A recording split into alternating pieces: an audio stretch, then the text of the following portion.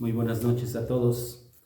Vamos a comenzar este tiempo con una oración para comenzar nuestra enseñanza. Padre, te damos gracias por tu amor y bondad, Señor, y misericordia. Gracias, Señor, por la oportunidad que nos das de reunirnos.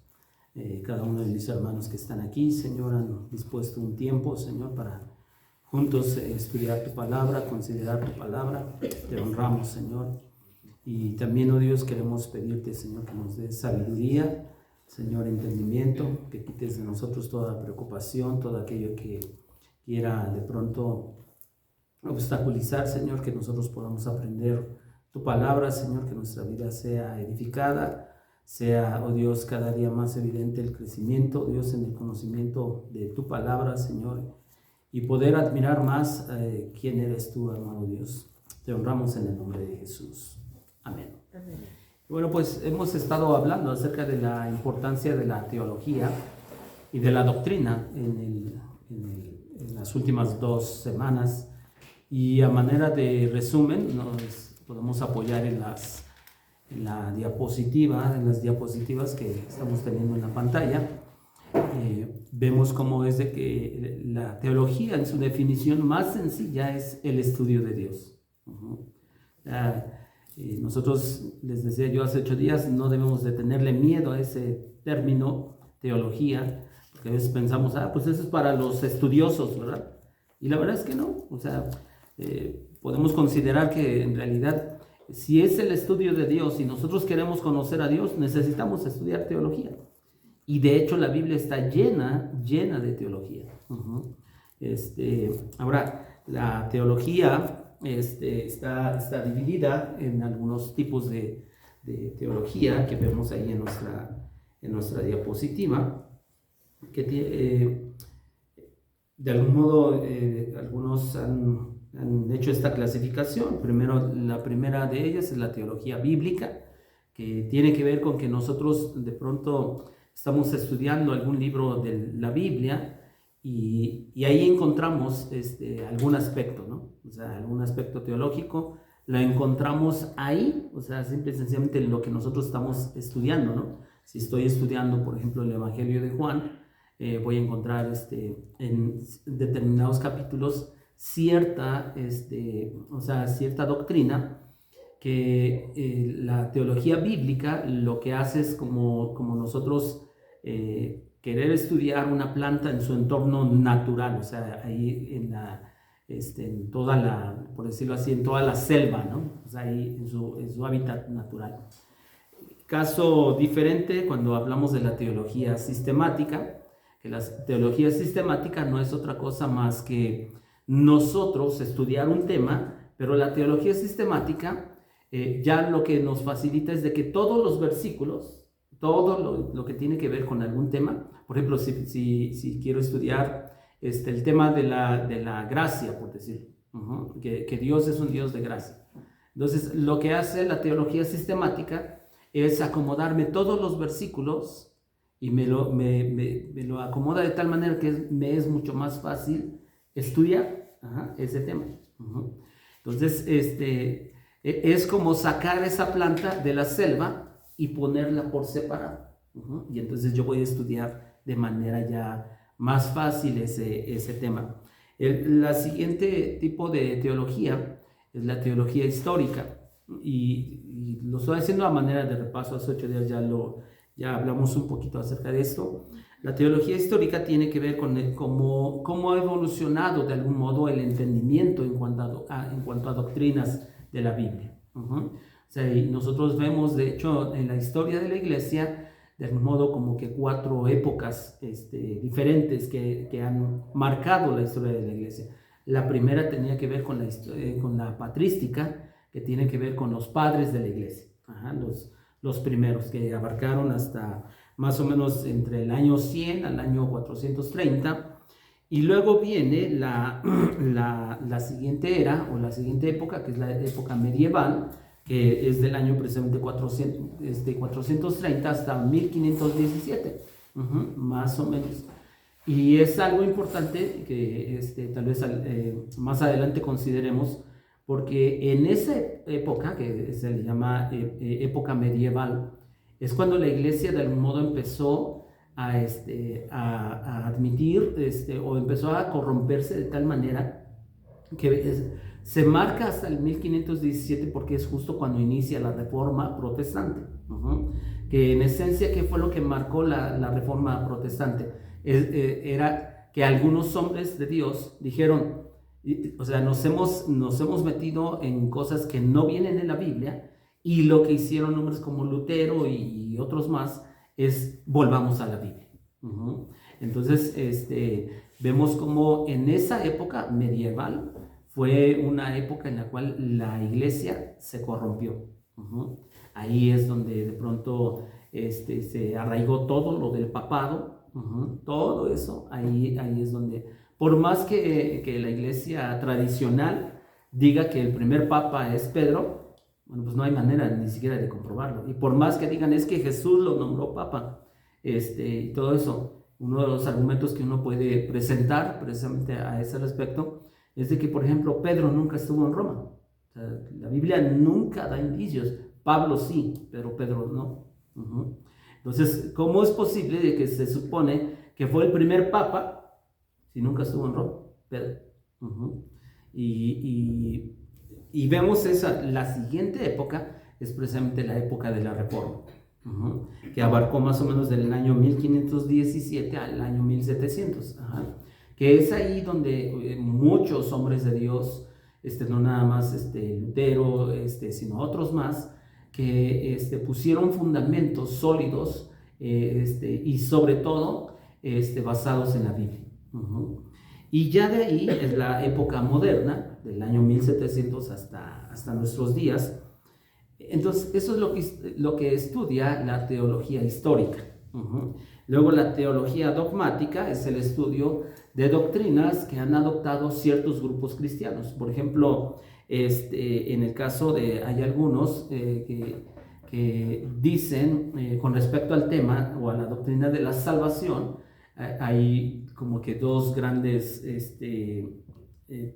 por llamarlo así, escuelas, ¿no? Como dos grandes frentes que por un lado están los arminianos, por otro lado están los calvinistas, en los cuales explican diferente cómo es la doctrina de la salvación.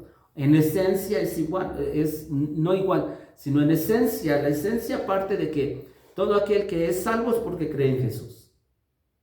Y eso pues, es bíblico, solo que en algunas cosas difieren, y vaya que sí fue, eso ha sido tema controversial hasta nuestros días. Más adelante, ojalá y tengamos oportunidad de ver cuáles son los puntos específicos. Yo espero que sí, porque de verdad, como les decía yo, yo quiero que ustedes aprendan todo esto, no para darles una simple información, sino porque, y incluso lo de esta clase, sé que es mucha información, pero yo les digo algo, a través de ver y entender, conocer todos estos hechos, nos vamos a dar cuenta principalmente de dos cosas. Por un lado, Dios siempre ha guardado su iglesia. Y dos, Dios siempre ha usado a hombres fieles, fieles a la palabra. Entonces, la teología dogmática se enfoca a estudiar todo ese tipo de doctrinas que de pronto, o de teologías que de pronto han surgido a lo largo de la iglesia, y de pronto algunos adoptan la teología dogmática o por ejemplo la teología dispensacional. La teología dispensacional tiene que ver con el rapto secreto de la iglesia, y que la iglesia sí pasara por la gran tribulación, y que Israel y la iglesia son dos entidades completamente diferentes, y bueno, en fin. Luego viene la teología contemporánea, que tiene que ver el estudio de la teología, como de algún modo ha progresado específicamente del siglo XX hasta nuestros días. Luego viene la teología filosófica, que es de algún modo tener un argumento filosófico para contestar preguntas como, por ejemplo, si realmente existe Dios. O sea, se ha formado todo ese tipo de teología, que implica también lo que se conoce como la metafísica. Hace 8 días yo les decía, la metafísica está súper inmiscuida, infiltrada en la iglesia del día de hoy. Pero súper. La mayoría de las iglesias usan cuestiones de metafísica. Y por eso es importante que nosotros entendamos todo esto. Ahora, vemos también en la siguiente diapositiva, tiene que ver con los temas que aborda la teología sistemática. El primero de ellos es la bibliología, que es el estudio de la doctrina de la Biblia, que tiene que ver con su autoridad, con su inerrancia, con todo ese tipo de cosas. Luego viene la teología propia. ¿Cuál es la teología propia? El estudio del Padre. Ahí es donde vemos la naturaleza y el carácter del Padre. Vemos los atributos de Dios y todo esto. Siguiente tema que abarca la teología sistemática es la cristología, que es la doctrina de Cristo. La encarnación de Cristo, el nacimiento virginal, todo lo que tiene que ver con Cristo, todo eso se ve y se estudia en cristología. Luego viene la siguiente doctrina, que es la neumatología, que es el estudio o la doctrina del Espíritu Santo. Y la doctrina del Espíritu Santo es una tal vez de las más mal entendidas también en nuestros días. Sobre todo porque pues por mucho tiempo, o mejor dicho, tal vez la denominación cristiana más grande, por lo menos en América Latina, es la denominación pentecostés o pentecostal, como la conozcamos, ¿no?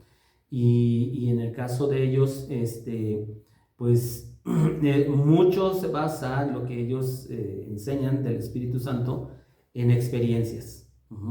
El problema es de que a veces las experiencias, ellos quieren calificar la Biblia de acuerdo a sus experiencias, y ese es un error. Nosotros tenemos que calificar nuestras experiencias en base a la Biblia. Luego viene lo que es la antropología. ¿Cuál es la antropología? Simple y sencillamente el estudio o la doctrina del hombre, la creación del hombre, todo eso, y varias cosas más, pero que antropos tiene que ver con el hombre, ¿no? El estudio del hombre.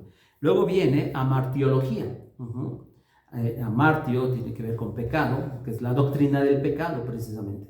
Y vemos como todo esto que estoy mencionando, lo vemos desde Génesis. O sea, todas esas doctrinas las vemos desde Génesis. Génesis 2, Génesis 3, todo eso tiene que ver. Luego viene la soteriología. Soteriología. Soterio tiene que ver con salvación. Entonces, es la doctrina de la salvación. La salvación por gracia, la salvación por medio de Cristo. Luego viene angelología, que estudia ¿qué? ¿A qué se les ocurre? Los ángeles, la doctrina de los ángeles. Luego viene la eclesiología, que es la doctrina de la iglesia.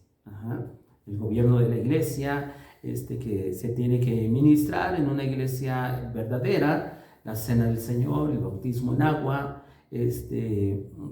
todo eso tiene que ver. Luego el último gran tema que estudia la teología sistemática es la escatología, que es la doctrina de los últimos tiempos. También hay diferentes posturas, por eso es importante estudiarlas y saber realmente qué dice la Biblia. Ahora, el siguiente, por favor, el siguiente. Hasta aquí es donde llegamos, que tiene que ver con la historia y la teología. Y la historia precisamente nos muestra cómo es de que Dios ha guardado a su pueblo, ha guardado la verdad. ¿Usando a quién? A hombres de Dios, que han sido fieles, y eso nos debe de edificar y nos debe desafiar. ¿A desafiar a qué? Pues muchos de ellos sufrieron por causa del Evangelio, por causa de defender la verdad. Entonces nosotros de pronto debemos de estar dispuestos a sufrir, incluso pues a dar nuestra vida por la verdad. Y la verdad es Cristo. Ahora, también vemos cómo a través de la historia, cómo es de que se fueron realizando algo que vemos que está basado incluso en Hechos 15. En Hechos 15, si se acuerdan los que vinieron hace 8 días, en Hechos 15 se realizó el primer concilio. ¿Qué quiere decir eso de los concilios? Bueno, pues fueron grandes asambleas de pastores y de teólogos que definieron lo que los cristianos debían creer frente a los falsos maestros. Porque la falsa enseñanza ha sido propagada desde el inicio. Vemos como desde Deuteronomio 13 está claramente Dios amonestando para tener cuidado en contra de los falsos profetas y de los falsos maestros. Entonces, siempre ha estado ahí presente la falsa enseñanza, los falsos maestros, los falsos profetas, y como Dios ha, en este caso del Nuevo Testamento, desde Hechos 15, ahí se menciona la primera vez que los discípulos, ¿se acuerdan? Que decía los apóstoles, los ancianos, se reunieron para saber qué tenían que hacer. Y si se acuerdan la cita que vimos hace 8 días de Hechos 15, era porque algunos fariseos, sobre todo algunos judíos que se habían convertido al cristianismo, estaban queriendo que los nuevos convertidos se circuncidaran y guardaran la ley de Moisés. Ahora, hace 8 días yo les mencionaba que precisamente si nosotros pensamos que el movimiento judaizante ya no hace daño a la iglesia en nuestros días, estamos muy equivocados.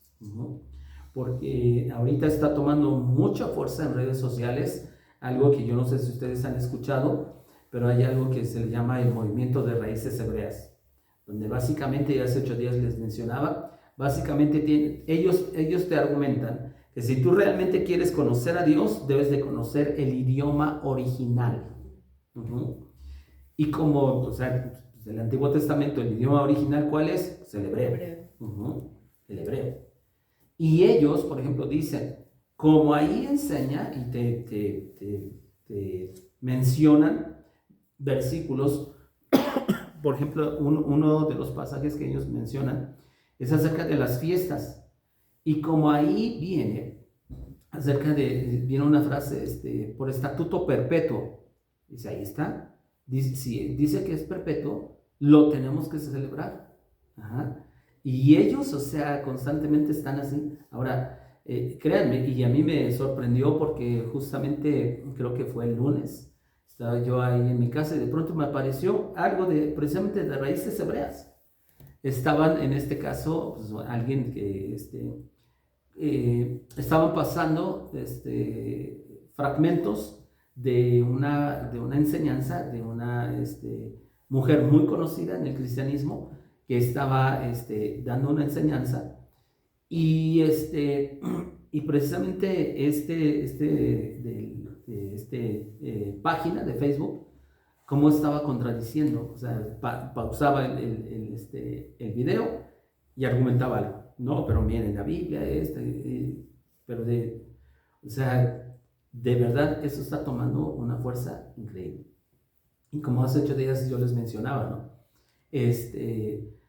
Todo esto que de pronto dicen, no, es que tenemos que celebrar las fiestas, que la fiesta de Pentecostés, que la fiesta de las primicias, que la fiesta del Hanukkah. ¿Se acuerdan que les mencionaba que unos conocidos estuvieron un tiempo con nosotros en una iglesia hace ya muchos años, y después de cierto tiempo yo les preguntaba, ¿y siguen yendo a la iglesia? Y me dijeron, sí, vamos, pero ahora estamos aprendiendo y que no sé qué tanto, y me mencionaron que celebraban la fiesta del Hanukkah. Y digo, caray, esa ¿de qué pueblo es, no? Pero sí. Y hay varias fiestas, pero yo digo, ¿y entonces dónde dejamos lo que dice Colosenses? Que precisamente dice, nadie te juzgue por fiesta o luna nueva, ¿no? Que eran mandatos hacia los judíos, ¿no? Hacia la nación de Israel. Entonces, los concilios fueron creados, o bueno, de algún modo se siguió a lo largo de la iglesia, y ahorita voy a mencionar algunos de ellos, porque la iglesia estaba sufriendo ataques. Entonces, en determinadas fechas se juntaron algunos estudiosos de la Biblia para determinar cuál era la verdad y qué posición, qué postura iba a tomar la iglesia. Entonces, yo en lo personal creo que ojalá y que se siguieran haciendo ese tipo de concilios, ese tipo de reuniones, donde personas estudiadas estuvieran ahí, y si fuera, yo por ejemplo pongo cosas tan sencillas, ¿no?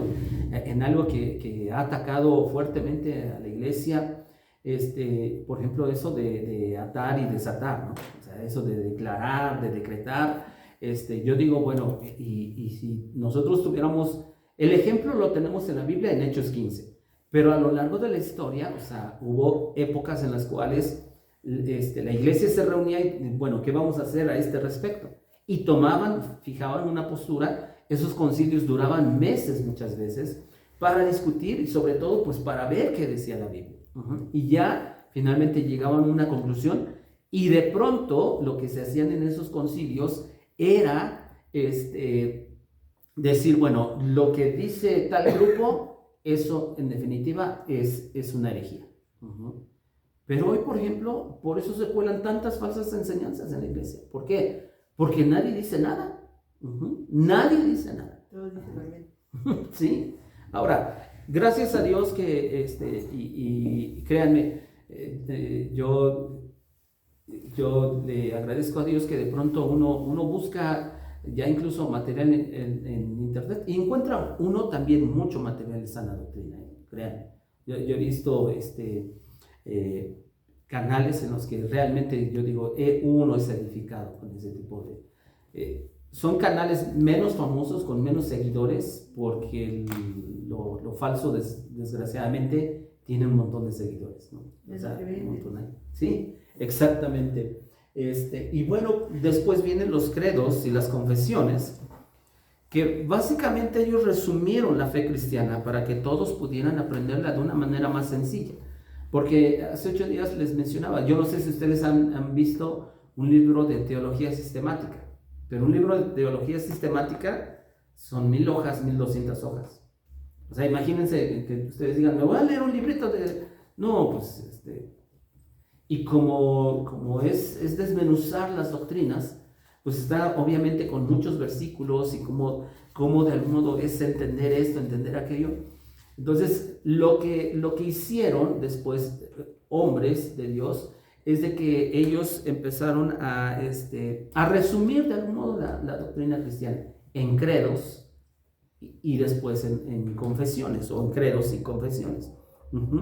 Ahora, la siguiente, por favor, es aquí donde nosotros vamos a iniciar prácticamente la enseñanza de hoy. Tiene que ver con los concilios. Los concilios que, como hace un rato les mencionaba, el primero que se menciona, o el primero que se realizó, pues está registrado en la Biblia, en Hechos 15. Cuando estaba siendo atacada la iglesia, se reúnen entre ellos los apóstoles, y están ahí, y ellos determinan algo. ¿Saben qué? A los gentiles que han creído en Jesús, solamente que se abstengan de los sacrificados a los ídolos, de ahogado, de fornicación. Son 4 cosas, ahorita se me olvida la otra, pero ellos llegan a esa conclusión. Dicen prácticamente todo lo demás no lo tienen que guardar. No lo tienen que guardar.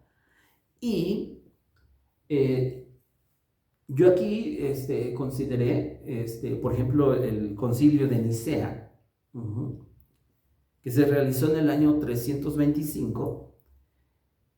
Y ahí, en ese concilio de Nicea, se rechazó la falsa doctrina del arrianismo. Y ustedes dirán, ¿qué es eso del arrianismo? Lo simplifico. El arrianismo rechazaba la divinidad de Cristo. ¿Arrianismo? Arrianismo. ¿Un falso qué lo dijo? Ellos rechazaban la divinidad de Cristo, o la deidad de Cristo. Entonces, se reúne allí en Nicea, en el año 325, teólogos, hombres estudiosos, y dicen, bueno, estaba siendo atacada la iglesia, estaban principalmente por un hombre llamado Arrio, por eso se le llama arrianismo, que estaba diciendo, no, o sea, Jesús sí vino, pero no es Dios. Y entonces uno dice, ahora nosotros ya tenemos obviamente también una ventaja, tenemos la Biblia completa, porque claramente la Biblia, por ejemplo en Juan 1 dice que el verbo se hizo carne. Es más, Mateo, ¿no? También cuando dice, cuando el ángel le dice a María, se llamará Jesús y es Emmanuel. ¿Por qué? Porque Dios con nosotros. Y muchísimos pasajes que, si se acuerdan también, por ejemplo, en una de las lecciones de miércoles estamos viendo acerca de cómo los evangelios demuestran claramente la divinidad de Cristo. En una ocasión, si se acuerdan, estábamos viendo cómo es de que se menciona que a Jesús no le tenía nadie que decir nada porque él conocía los pensamientos de todos los hombres. ¿Y quién es el único que conoce los pensamientos de todos los hombres? Dios. Entonces, a lo largo de la Escritura vemos cómo en definitiva Jesús es Dios.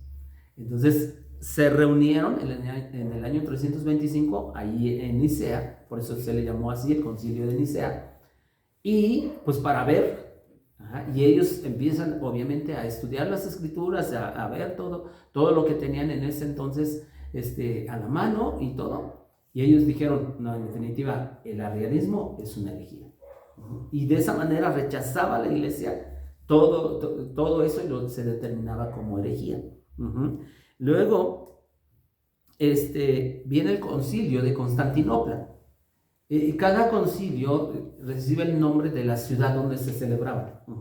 El concilio de Constantinopla, que se realizó en el año 381. Si se dan cuenta, del 325 al 381 relativamente no fueron muchos años. Y se realizó en un esfuerzo por tratar de unir a la iglesia, la cual permanecía dividida sobre la cuestión de la naturaleza de Cristo. O sea, el arrianismo había repercutido de una manera muy fuerte. Y aunque en el 325 se determinó que era una herejía, eso que decían, o sea, que negaban la deidad de Cristo, imagínense cuánto tiempo la iglesia incluso permanecía dividida en cuanto a la naturaleza de Cristo. Y así también se aclaró sobre la naturaleza del Espíritu Santo. Y es ahí donde también nosotros vemos todo esto, cómo nosotros tenemos que ver cómo la iglesia ha sobrevivido a tanto ataque. Posteriormente viene el concilio de Éfeso, en el año 431, donde aclaró ya en definitiva la naturaleza de la persona de Cristo. Y se rechazó ahora otra doctrina, otra falsa enseñanza, conocida como el nestorianismo.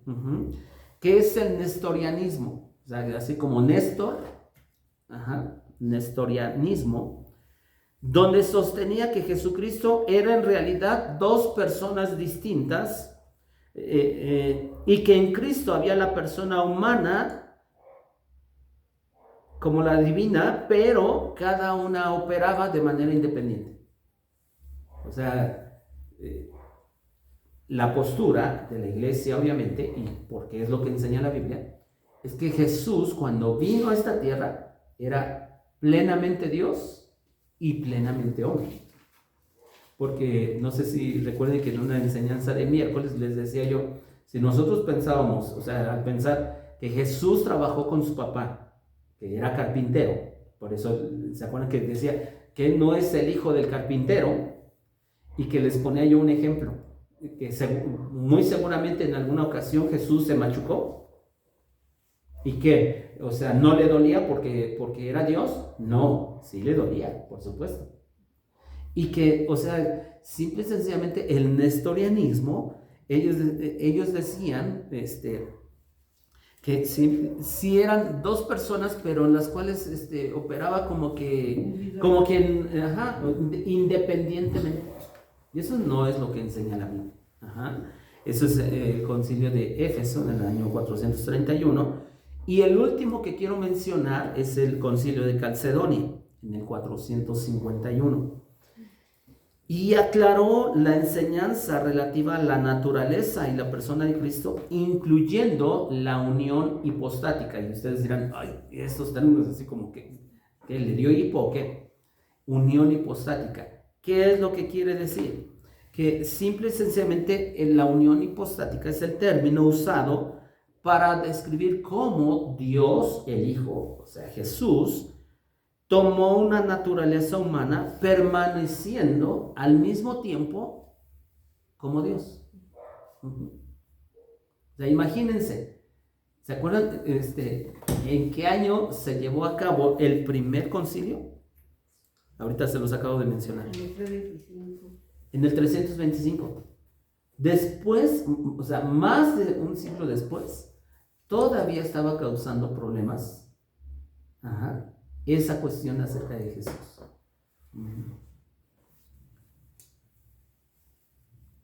Ahora, como yo les decía, yo creo que sería bueno que la iglesia en general dijera, bueno, de pronto ante ciertas posturas o ante ciertas cosas, incluso ante ciertas ideologías, reunámonos, teólogos y pastores entendidos, eruditos en la Biblia, y que la iglesia saque, o sea, posturas contundentes, claras, definitivas, basadas obviamente en la Escritura, porque pues, hoy por hoy, por eso hay tanta desviación en la iglesia.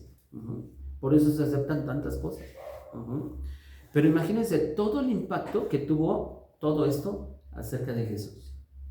Ahora, por ejemplo, vemos en nuestros días, yo no sé si ustedes han visto, por ejemplo, ahora hay un sector de la iglesia que dice que el Espíritu Santo es una mujer.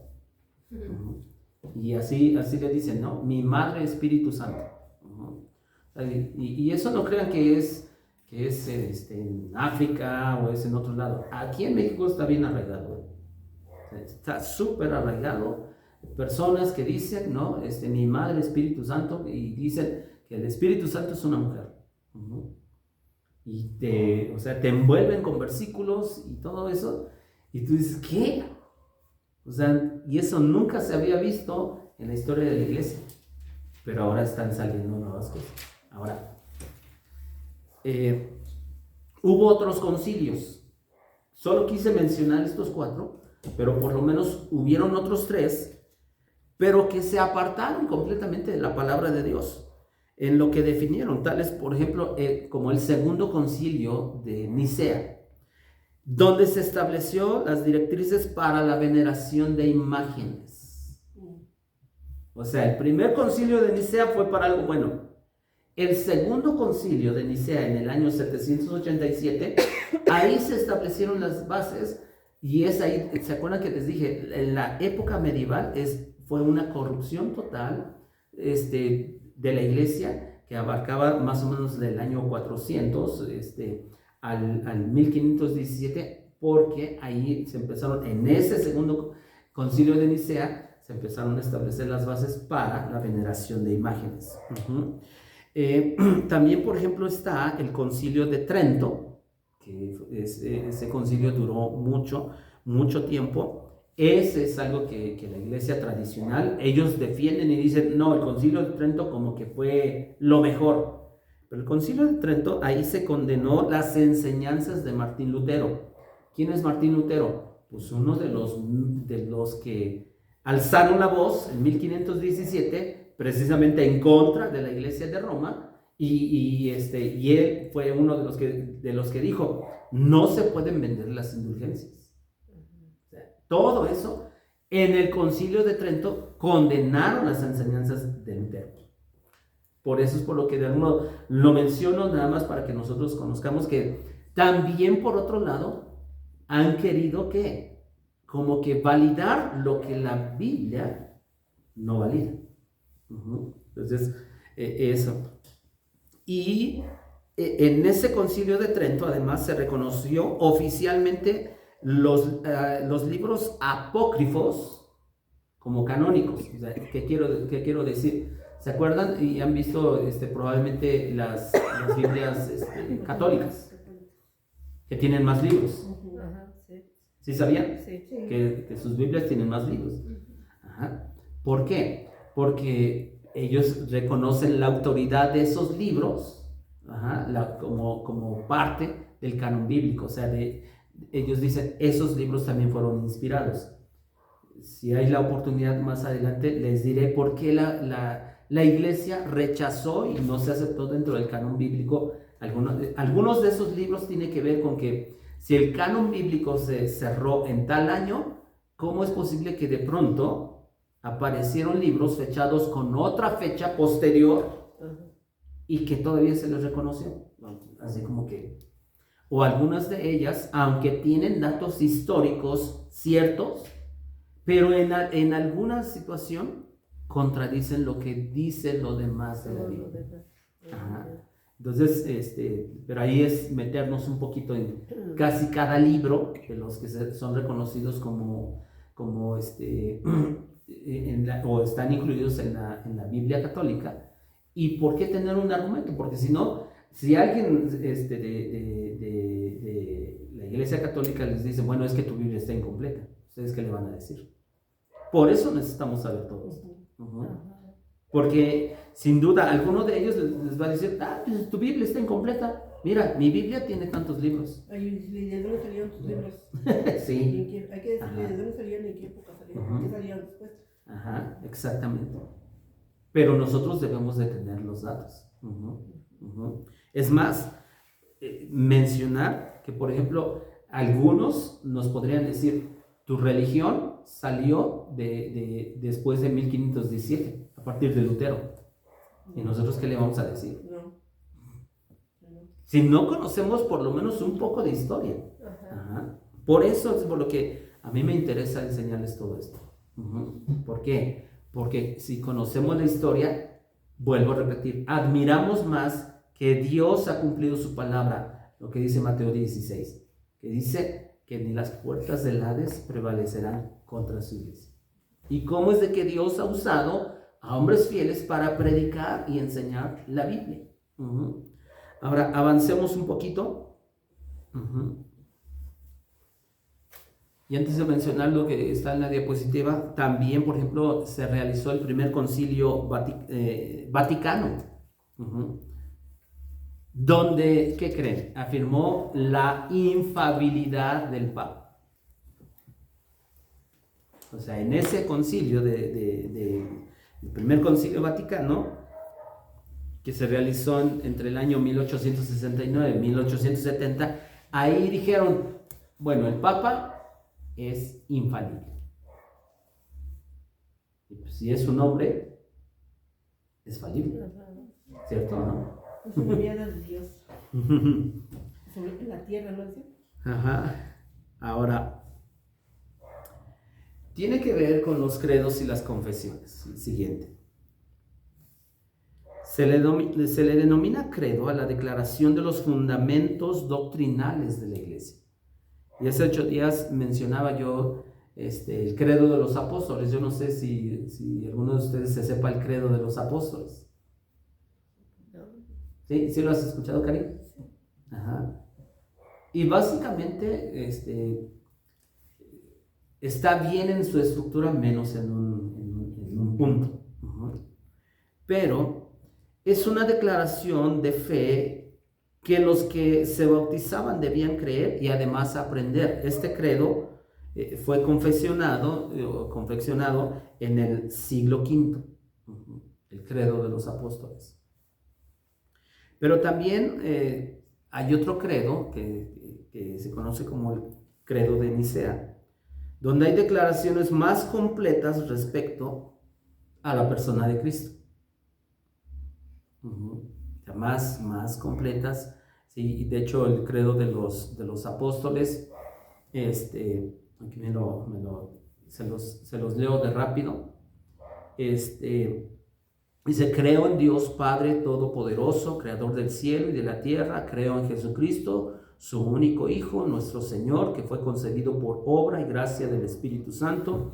Nació de Santa María Virgen, padeció bajo el poder de Poncio Pilato, fue crucificado, muerto y sepultado, descendió a los infiernos, al tercer día resucitó de entre los muertos, subió a los cielos y está sentado a la derecha de Dios Padre Todopoderoso. Desde allí ha de venir a juzgar a los vivos y a los muertos. Creo en el Espíritu Santo, por ejemplo aquí es el punto donde les digo, la Santa Iglesia Católica, la comunión de los santos, el perdón de los pecados, la resurrección de la carne y la vida eterna. Ese es el credo de los apóstoles. Es creo que lo que se sabe de memoria mi esposa. Pero entonces, si se dan cuenta, por ejemplo, ahorita que yo leí esto, es como que un resumen, como así, todo compactado. Sí. Y obviamente solo en cuanto a Dios Padre, Dios Hijo y Dios Espíritu Santo. No viene, aunque menciona, por ejemplo, lo de la iglesia y todo, pero cuidado. Luego viene el credo de Atanasio, que son declaraciones detalladas sobre la Trinidad y la encarnación de Cristo. O sea, poco a poco lo fueron como que perfeccionando, por llamarlo así, todo ese credo. Y bueno, pues la Reforma Evangélica del siglo XVI trajo una revisión de todos los fundamentos de la fe, llegando así a dar paso a las confesiones. ¿Qué son las confesiones?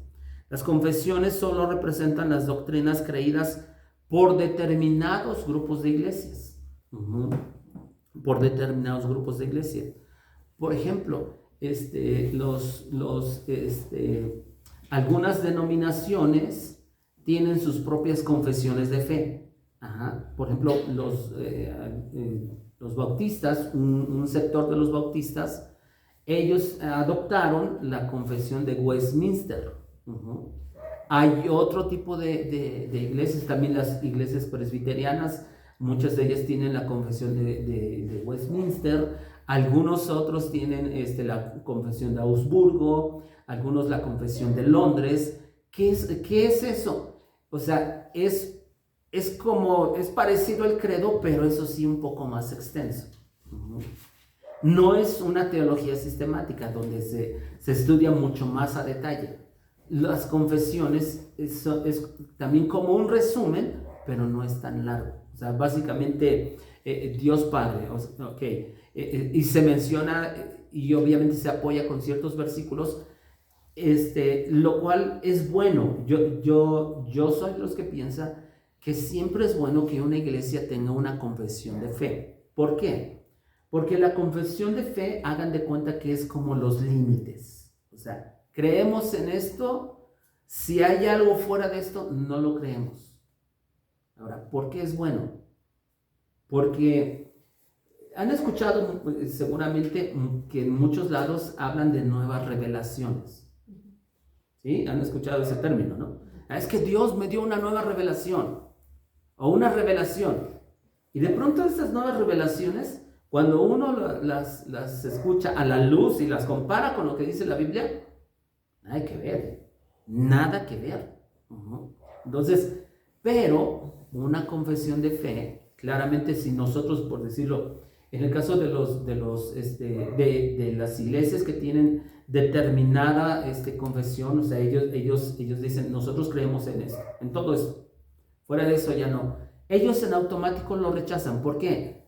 Porque simple y sencillamente no se ajusta a su confesión de fe.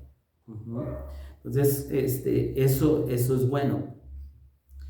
Las confesiones de fe también es importante aclarar que no pretenden estar por encima de la Biblia. Una confesión de fe nunca dice, esto es lo que creemos, no importa que no diga la Biblia. No, las confesiones de fe se ajustan a lo que dice la Biblia. Y nunca se hicieron con el propósito de estar por encima de la Biblia, sino más bien explican y enseñan lo que muchos cristianos han creído a la luz de las Escrituras. La siguiente, por favor, tiene que ver con algo que nosotros, si se acuerdan, hace algunos meses enseñamos un domingo, las 5 solas. Y se acuerdan que les dije, no son 5 hermanas ya solitas, que ya nadie ve por ellas y todo, sino las 5 solas, porque esos son los pilares de nuestra fe. Aunque es una sola fe, hay muchas ramas, las 5 solas. Tiene que ver con precisamente sola escritura. Y ahí lo puse así, está en latín, no porque yo maneje el latín ni nada, pero así se dieron a conocer. ¿Qué quiere decir? Solo la escritura. Ahora, como lo enseñamos en aquella ocasión, no quiere decir que nosotros leemos la Biblia y ya ningún otro libro, no, sino que la autoridad máxima es la Biblia, sola escritura. Luego, sola fide, sola fe, solo fe. Porque dice Efesios 2, 8 y 9, porque por gracia son salvos, ¿por medio de qué? De la fe. Sola fide, luego viene sola gratia, o sola gracia, igual ese versículo, por gracia somos salvos. Entonces, somos salvos por gracia, luego viene, ¿por medio de quién somos salvos? De Cristo. Solo Cristo, solos Cristo. Luego, por lo tanto, soli Deo gloria. Solo a Dios la gloria. En eso se resume. Entonces, básicamente, de hecho, todas las iglesias cristianas cristianas evangélicas dicen, de aquí es de donde ha partido todo. En la práctica, de pronto ya es diferente. ¿Por qué? Porque ya la máxima autoridad no es la Biblia, sino de pronto la máxima autoridad para muchos es su experiencia. De ahí ese es el problema. Ese es el problema. Y tan solo como comentario, por ejemplo, las iglesias luteranas, que es una rama de la iglesia evangélica, las iglesias luteranas, sus escritos de apoyo precisamente son los de Martín Lutero, y ellas, las iglesias luteranas, ellas tienen su confesión o está basada en la confesión de Augsburgo. Son diferentes, les vuelvo a repetir, la confesión de Augsburgo, de Londres, en esencia es lo mismo, pero tiene pequeñas variaciones entre ellas. Entonces hay algunos grupos, como por ejemplo las iglesias reformadas, que se apoyan mucho en los escritos de Calvino, pero quiero aquí también aclarar algo. Se apoyan en los escritos de Calvino, pero no quiere decir que prediquen de Calvino. Eso es importante también tomarlo en cuenta. ¿Por qué? Porque, y desafortunadamente también ha habido iglesias que han caído en eso, en lugar de predicar de la Biblia, predican de lo que dice Calvino. Y no, nosotros queremos aprender lo que dice la Biblia. Usted le dice calvinista. Hay iglesias que son así calvinistas. Yo les voy a decir algo. ¿Qué es lo mejor que nosotros podemos hacer?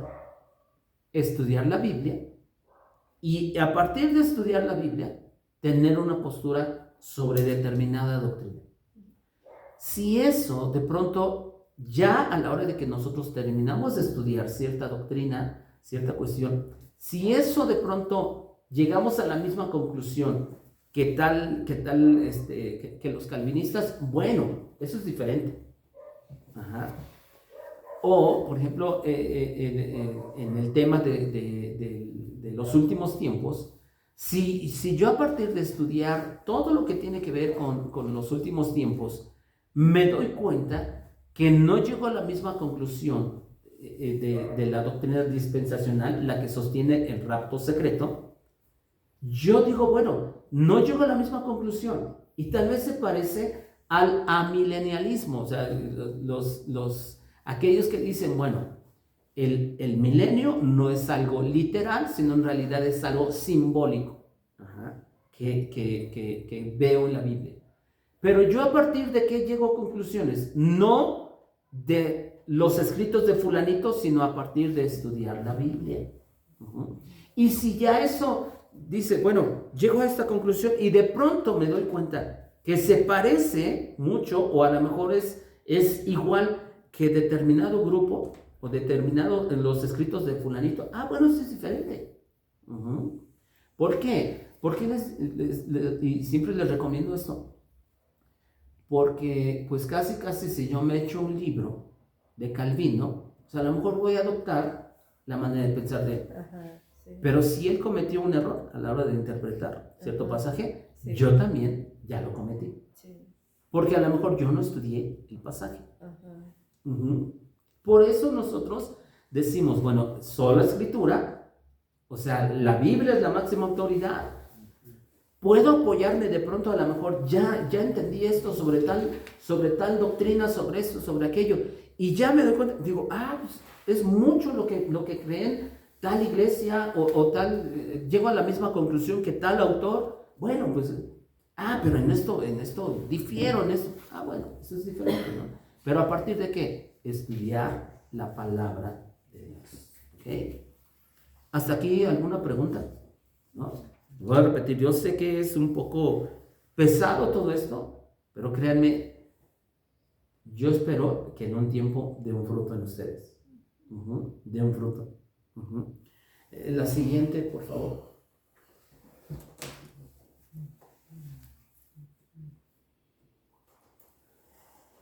Hay dos maneras en las que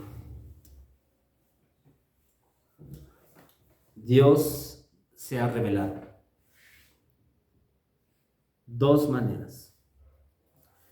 ¿Cuáles son esas dos maneras? Bueno, ahí la diapositiva habla acerca de la revelación general y la otra es la revelación especial. ¿Cuál es la revelación general? Pues tiene que ver precisamente con que la creación testifica de la existencia de Dios. Vamos a Salmos capítulo 19, versículo 1. Salmos 19, 1.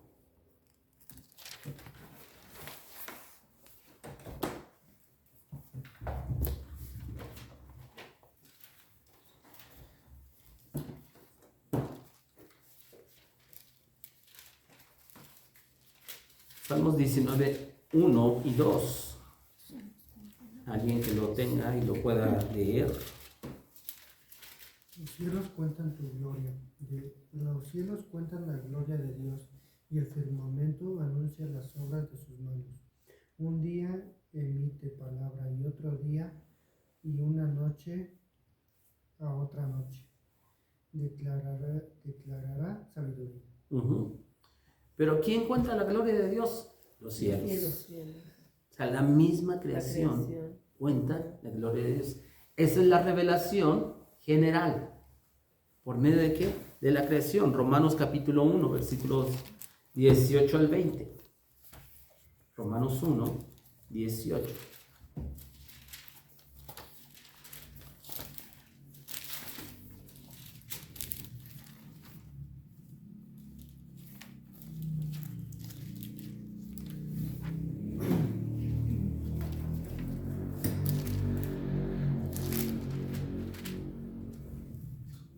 ¿Alguien lo tiene? ¿Romanos qué? 1, 18 al 20. Porque la ira de Dios se revela desde el cielo contra toda impiedad e injusticia de los hombres que detienen con injusticia la verdad. Porque lo que de Dios se conoce le es manifiesto, pues Dios se lo manifestó. Porque las cosas invisibles de Él, su eterno poder y deidad, se hacen claramente visibles desde la creación del mundo, siendo entendidas por medio de las cosas hechas, de modo que no tienen excusa. Así es. Dice que su eterno poder y deidad se hace claramente visible a través de las cosas que se ven, a través de la creación. Entonces la creación testifica de un Dios creador. Esa es la revelación general. Pero la otra es la revelación especial. La revelación especial. Y aquí Pues obviamente que tiene que ver con Jesucristo. Con Jesucristo. Y con la palabra de Dios. Porque Jesucristo es la revelación suprema de Dios. Es la revelación suprema de Dios. Hebreos capítulo 1. Vamos allá adelante. Hebreos capítulo 1, versículo 1.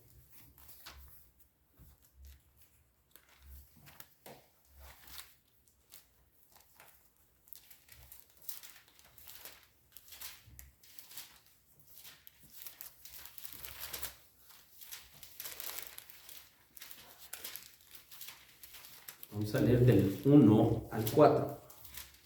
Hebreos 1, del 1 al 4. ¿Quién lo lee?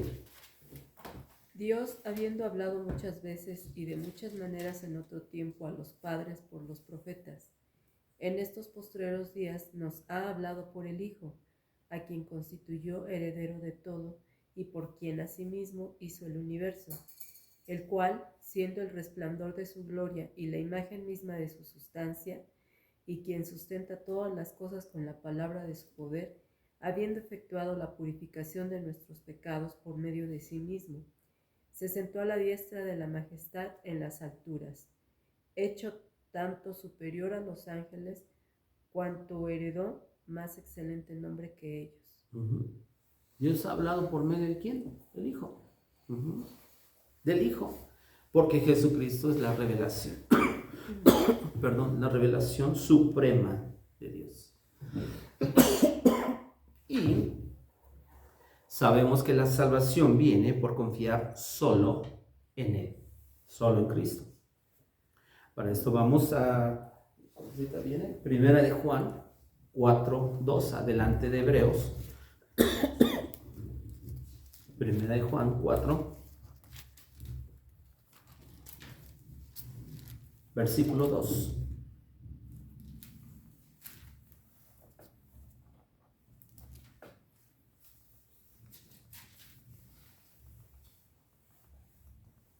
¿Alguien lo tiene? 4:2 dijo. Dice, en esto conocer el Espíritu de Dios, todo espíritu que confiesa que Jesucristo ha venido en carne es de Dios. Todo aquel que reconoce, ¿no?, que confiesa que Jesucristo ha venido en carne es de Dios. Y ahí es donde esa es la revelación especial. Jesucristo. Y la Biblia obviamente es el registro fiable de la revelación de Jesucristo. Entonces, si se dan cuenta, por eso tenemos que estudiar teología, porque Dios se revela a través absolutamente de toda la creación y revela no solamente a un Dios creador, sino a un Dios redentor, que es Jesucristo. ¿Alguna pregunta, algún comentario? Yo les recomiendo algo que incluso cuando subamos la enseñanza en YouTube, la vuelvan a ver, porque créanme, esto de pronto es mucha información, que hay que digerir. claro, pero en la medida de lo posible que hacemos. Yo cuando empecé a revisar, créanme, muchos años de cristiano y nunca tuve la inquietud de aprender historia de la iglesia, nunca. De un tiempo para acá que poco a poco he ido estudiando acerca del tema, me doy cuenta la riqueza que hay en cuanto a que nosotros, si desconocemos la historia de la iglesia, nosotros nos podemos perder de cómo la iglesia ha sobrevivido una y otra vez, ante los ataques del mundo. Y se acuerdan que, por ejemplo, en Hechos 20, veíamos como el apóstol Pablo, cuando se estaba despidiendo de esa gente en ese lugar que menciona Hechos 20, dice, porque yo sé que también de entre ustedes se van a levantar personas que van a hablar cosas perversas. Sí. Hechos 20 habla de un grupo que va a estar dañando la iglesia, pero vienen de fuera. pero otros son los de adentro. Ujú. Y cuando nosotros vemos y estudiamos cuestiones de historia de la iglesia, nos damos cuenta cómo es de que eso en realidad ha permanecido, pero la iglesia ha sobrevivido. Ha sobrevivido. Y va a seguir sobreviviendo. ¿Saben por qué? Porque el Señor vela por su iglesia. Amén. Y eso nos tiene que causar alegría, pero a la vez también nos tiene que comprometer para estudiar más la Biblia. Porque voy a repetir, créanme que hoy por hoy, con las redes sociales, hay un montón de ataque contra la iglesia. De un tiempo para acá, hay muchos apologetas católicos que le están dando con todo al cristianismo, o sea, defensores del catolicismo que están atacando con todo al cristianismo evangélico. Nosotros sabemos que en general los que pertenecen a esa iglesia, a la iglesia tradicional, la mayoría no estudia la Biblia, pero ya empezó a haber un movimiento dentro del catolicismo, sobre todo un grupo de jóvenes que están defendiendo su fe y atacando con todo al cristianismo evangélico como nunca. O sea, y no creamos que son los únicos. O sea, vuelvo a repetir, de diferentes frentes, la iglesia sigue, está siendo atacada. La pregunta es, ¿y nosotros qué? ¿Nos vamos a quedar con los brazos cruzados? Y no estoy diciendo que cuando los veamos les agarramos a pedradas o qué, sino nosotros tenemos que conocer bien la palabra de Dios para estar bien cimentados. Ese es el primer objetivo. Y lo segundo, dice la Biblia, que en dado caso, cuando alguien nos pregunte acerca de nuestra fe, nosotros tenemos que defenderla. Nosotros tenemos que defenderla. Entonces, pues, hasta aquí vamos a dejarle el día de hoy y vamos a orar. Vamos a orar. Padre, te damos gracias por esta enseñanza. Te pedimos que tú nos ayudes, Señor, cada día a aprender más de tu palabra y a vivir, Señor, de acuerdo a tu palabra. Danos, oh Dios, el hambre, Señor, por estudiar tu palabra. Danos hambre, Señor, por orar, por ocuparnos, Señor, de las cosas que le traen un bien, Señor, a nuestra alma, a nuestro espíritu. Gracias, Señor, por la vida de cada uno de mis hermanos que están aquí, por aquellos que han de ver la transmisión, Señor, más adelante, Señor.